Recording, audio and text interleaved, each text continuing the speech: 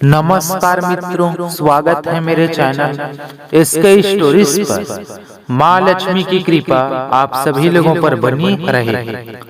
सनातन धर्म और वेदों में 4 युगों की मान्यता है। माना जाता है कि सतयुग में स्वयं देवता, किन्नर और गंधर्व पृथ्वी पर निवास करते थे। हमारे धर्म ग्रंथ में किन्नरों और गंधर्वों के बारे में विस्तार से बताया गया है। सतयुग के बाद आया त्रेता युग। इस युग में भगवान श्री राम ने जन्म लिया और वह स्वयं श्री हरि विष्णु के ही अवतार थे। फिर द्वापर युग की शुरुआत हुई और इस युग में भगवान विष्णु ने श्री कृष्ण के रूप में जन्म लिया। द्वापर युग में श्री कृष्ण ने जिस तरह की लीलाएं रची, उनके बारे में प्रबुद्ध लोगों का कहना है कि भगवान इन लीलाओं के जरिए मानव मात्र को कलयुग में जीवन यापन का पाठ पढ़ा रहे थे। कलयुग का कालखंड सबसे छोटा माना गया है और माना जाता है कि कलयुग में भगवान विष्णु का 10वां अवतार होगा, जिसका नाम होगा कल्कि। वर्तमान समय में कलयुग ही चल रहा है। विष्णु पुराण कलयुग के वर्णन करते हुए कहा गया है कि कलयुग में पाप इतना अधिक होगा कि सृष्टि का संतुलन बिगड़ जाएगा। कन्याएं 12 साल में ही गर्भवती होने लगेंगी। मनुष्य औसतन 20 वर्ष हो जाएगा।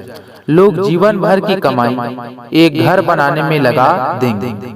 इन सब के बावजूद जब पराशर ऋषि से सभी देवताओं ने पूछा कि सभी युगों में कौन सा युग सबसे बढ़िया है, तो ऋषि पराशर ने वेद व्यास जी के कथनों का जिक्र करते हुए समझाया कि सबसे उत्तम कलयुग है।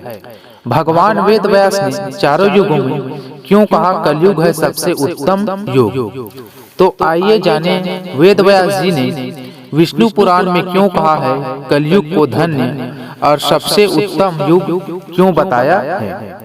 श्री वेद व्यास जी ने वेदों का वाचन किया और भगवान गणपति ने उनके आग्रह पर उन वचनों को लिखित रूप में प्रस्तुत किया। श्री वेद व्यास जी को ही वेदों का रचनाकार माना जाता है। वेद व्यास से जुड़ी एक पौराणिक कथा के अनुसार वेद व्यास जी ने सभी युगों में कलयुग को श्रेष्ठ युग कहा है। यह चौंकाने वाली बात जरूर है, क्योंकि कलयुग में तो सबसे अधिक पाप और अत्याचार होगा। वेदों और धार्मिक ग्रंथों में ऐसा कहा गया है कि अगर ऐसा हो तो कलयुग सबसे श्रेष्ठ कैसे होगा। विष्णु पुराण में वर्णित कथा के अनुसार मुनिजनों और ऋषियों के साथ चर्चा करते हुए वेद व्यास जी कहते हैं कि हे मुनिजन, सभी युगों में कलयुग सबसे श्रेष्ठ युग है, क्योंकि 10 वर्ष में जितना व्रत और तप करके मनुष्य सतयुग में पुण्य प्राप्त करता है, त्रेता युग में वही पुण्य 1 साल के तप द्वारा प्राप्त किया जा सकता है। ठीक उसी प्रकार उतना ही पुण्य द्वापर युग में 1 महीने के तप से प्राप्त किया जा सकता है, तो कलयुग में उतना ही बड़ा पुण्य मात्र 1 दिन के तप से प्राप्त किया जा सकता है। इस तरह व्रत और तप के फल प्राप्ति के लिए कलयुग ही सबसे श्रेष्ठ युग है।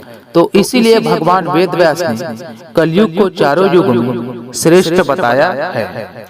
अगर इसी तरह के ज्ञानवर्धक वीडियो देखना चाहते हैं तो चैनल को लाइक, सब्सक्राइब और शेयर करें। धन्यवाद।